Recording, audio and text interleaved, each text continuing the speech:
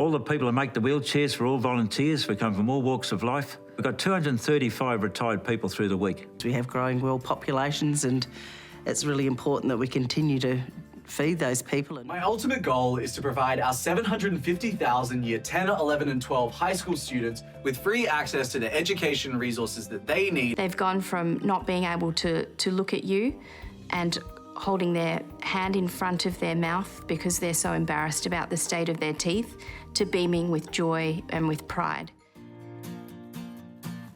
We're farmers out in the eastern wheat belt of Western Australia, about 3 hours northeast of Perth, and we farm 26,000 hectares out in what's classed as a brittle environment. And we see it very important that we can produce, with our varying climatic conditions, reliable food and fibre while taking care of country. We're pretty fortunate through our farming history. We've had exposure to about 36 different farming properties. And that gave us a really broad range of experience to look and experiment. One of the key things we've realised and learnt from watching nature is just as that diversity of plants and microorganisms increased, so did the health impacts we could see through the animals that were there and the plants and the crops we were growing. So everything's interdependent. We really look at what's under our feet. A tablespoon of true, living, healthy soil has more microorganisms in it than people on this planet. The microbiome in the soil is very similar to the microbiome in our gut. What we've done over a period of a number of years is actually we went out and learnt a lot of knowledge from all around the world, speaking with leading scientists and that, to piece together an agricultural system to actually nurture those microbiomes in the soil, because we soon realised with a human health that we're actually providing nourishment for, the community. Food is a nourishing, health-giving, medicinal thing that we actually consume. The moment we realised we're making an impact was when consumers started feeding back to us of actually the quality of this food and what they were getting out of it. And the global community, farmers from all over the globe, started approaching us and wanting to see what we're doing.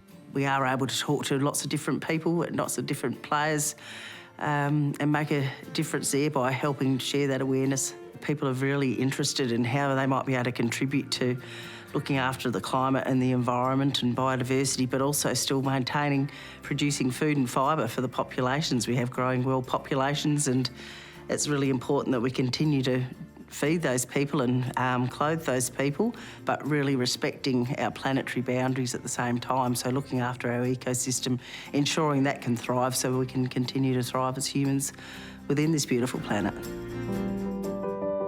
There are so many kids in the world that need a wheelchair. According to World Health, there's thousands and thousands and thousands of children need a wheelchair for all sorts of reasons.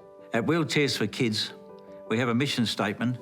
We listen, we care, we give to children with disabilities around the world so they can get off the ground, have mobility, as well as dignity. The start of Wheelchairs for Kids actually started in Brisbane. A fellow called Des Lawrence went with his wife to Fiji on a holiday, and he found these little kids on the ground with cerebral palsy, and he thought, I'm going to do something about this. Anyway, he came back and he made 6 wheelchairs out of bikes he found at the tip. And he took them back. He saw the fun the kids were having. Other kids were pushing them around, first time ever been off the ground. And he said, there must be other children in the world like this who need a wheelchair. And he asked any Rotary Club in Australia to see if anyone could help, and that's how I got involved. And I've loved it ever since. Yeah, Wheelchairs for Kids is a voluntary organisation. I'm now the volunteer factory manager. I'm there every day, and I've got to make sure that the orders we've got get out on time. All the people who make the wheelchairs are all volunteers. We come from all walks of life. We've got 235 retired people through the week. It leads me on to the wonderful ladies who are sewing the covers for all the covers we need, the back supports, all the hip and trunk supports, the headrests. We thank our donors and also our suppliers for the wonderful prices they give for the wheelchairs, for the parts for making the wheelchairs, and our wonderful donors who regularly send in money to make the wheelchairs. We're very, very grateful. Well, the impact of Wheelchairs for Kids, I think is the fact that we've sent away now just over 61,000 wheelchairs to 81 countries around the world, including the the mission parts of Australia. Having been overseas and seeing a lot of these little kids that we've sent wheelchairs to, the joy and the happiness on their face once they get off the ground and sitting comfortably in a chair, that it does give you a lot of satisfaction. That's what really keeps me going, that what we're trying to do with these little kids is to give them a new life, just a better life than what they're having at the moment. In Australia, your postcode is one of the strongest determinants of your educational attainment. When I was 18 years old, I started volunteering in low socioeconomic schools across Perth. And I quickly came to realize that, comparative to my private school education, the reality was that these students had an education ceiling placed above their heads simply because they were born into a different postcode to me. And when I realized that reality, I knew that I had to do something about it.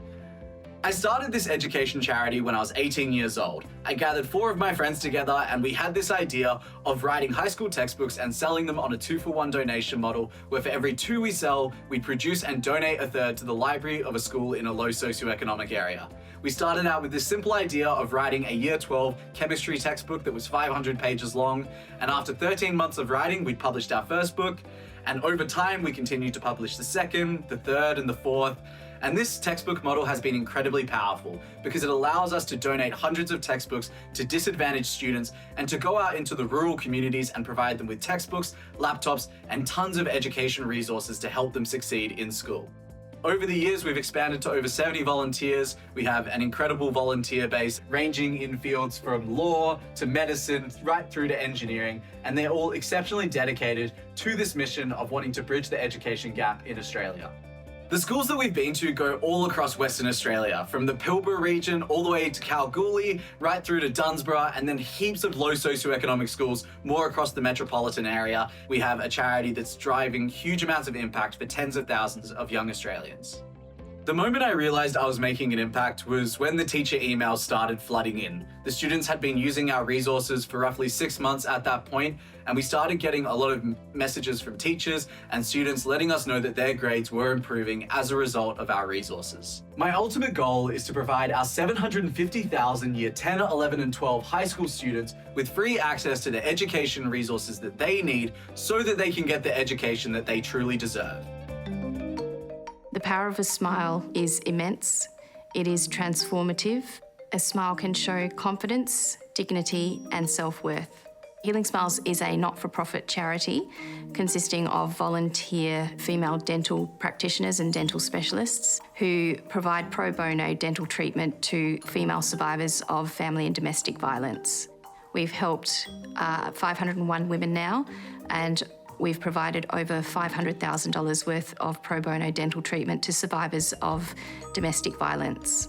By doing this, we are able to give them a sense of confidence, a sense of dignity, self-worth, and this helps them to move forward in their lives and to also gain confidence to address the other areas potentially of their health or aspects of their life. The effect on individual women is very profound. When patients have finally come to the end of their dental treatment, they are so often so overwhelmed and so happy. They've gone from not being able to look at you and holding their hand in front of their mouth because they're so embarrassed about the state of their teeth, to beaming with joy and with pride. It helps them to feel valued, to feel worthy when they come and see a dentist who is kind, compassionate, empathetic, and non-judgmental. It's so amazing to be able to see that and to be able to witness this transformation by restoring their smiles. Everyone has a role to play in stopping family and domestic violence, not only on the recovery end where we're working with Healing Smiles, but also at the grassroots level in all levels of society. Healing Smiles is a unique initiative, certainly within Australia, if not internationally. We were contacted by several people in other states really inspired by what we're doing and wanting to start up branches of Healing Smiles in other states. What motivates me is to see women survivors of family and domestic violence be transformed by a smile that shows their hope, their courage, and their resilience.